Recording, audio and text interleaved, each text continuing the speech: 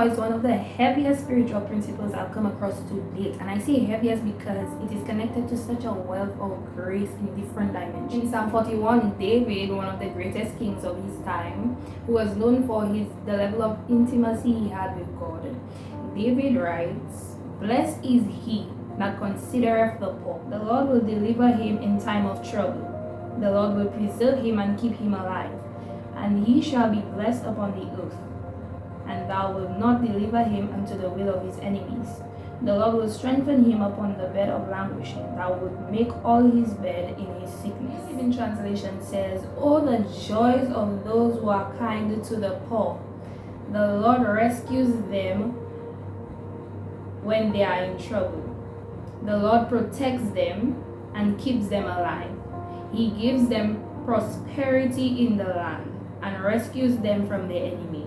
The Lord nurses them when they are sick and restores them to health." Now, big up to Tiphani Montgomery, because she was the first one that brought my attention to this scripture. There are many other scriptures in the Bible that refers to the principle of giving to the poor, etc. But this scripture really breaks it down for you, and it lets you know all the benefits, the results connected to engaging this principle of giving to the poor. I mean, according to this scripture, there are certain things we don't even have to pray for if we give to the poor, if we engage this principle of giving to the poor. "Oh, the joys of those who are kind to the poor. The Lord rescues them in time of trouble.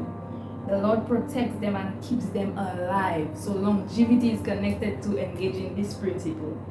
"He gives them prosperity in the land and rescues them from their enemies." So prosperity is connected to this principle.